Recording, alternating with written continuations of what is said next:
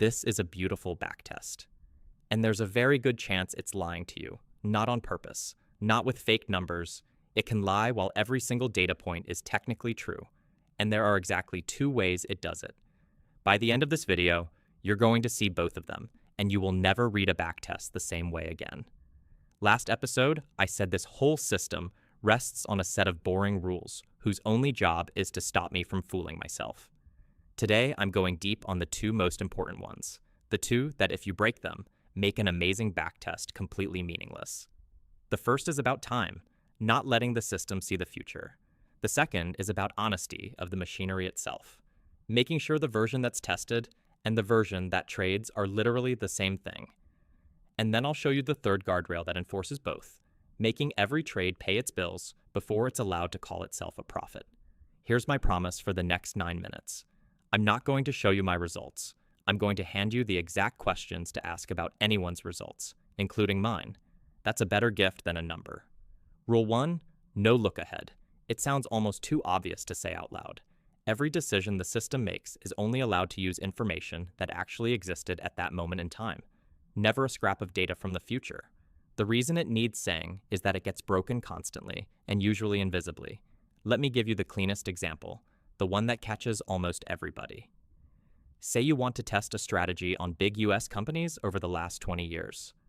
The lazy way, the way a huge amount of retail content does it, is to grab today's list of the 500 biggest companies and run your strategy back through history on those names. Do you see the problem? Today's list is a list of winners. Every company that blew up, went bankrupt, got delisted, or quietly faded away over those 20 years. It's not on today's list. You've already deleted them. You're testing a strategy on a group of companies that you know, with hindsight, survived. Of course it looks great. You secretly removed all the losers before the test even started. That's called survivorship bias, and it can turn a mediocre strategy into a spectacular one on paper without a single fake number.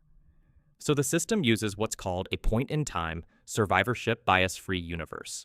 In plain English, on any given historical day, it only knows about the companies that were actually in the index on that day, including all the ones that later died.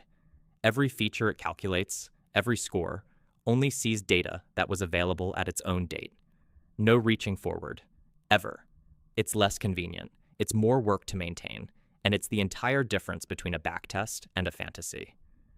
Rule 2 is subtler, and honestly, it's the one I'd bet most people watching have never thought about. It's this. The code that runs the backtest and the code that places real trades have to be the same code. One shared path, not a backtest version, and a separate live version that are basically the same. Here's why this matters so much. The moment you have a separate backtest version of your system, you've created a place to lie to yourself. And you won't even feel like you're doing it. In the backtest, you get to decide what price your order filled at. You get to decide the timing. You get to quietly assume the best case 100 tiny times. None of those little optimistic assumptions feel like cheating. Each one feels reasonable, but they compound, and the backtest slowly drifts away from anything that could actually happen with a real broker. Then you go live, reality applies its own prices and its own timing, and the performance falls off a cliff, and you have no idea which of your 100 assumptions was the culprit. So in this system, there's one code path. The exact same logic scores names, makes decisions, and sizes positions, whether it's replaying 2019 or looking at today. The only thing that changes at the very end is where the order goes. Into a simulator, into the paper broker, or with a human confirmation step toward a live order.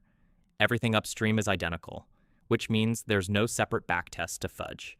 If I want the backtest to look better, my only option is to make the real system better. That's the whole point. Take away the place where you'd fool yourself, and you can't. Now, those two rules are about honesty. There's a third guardrail that quietly enforces them, and it's about cost.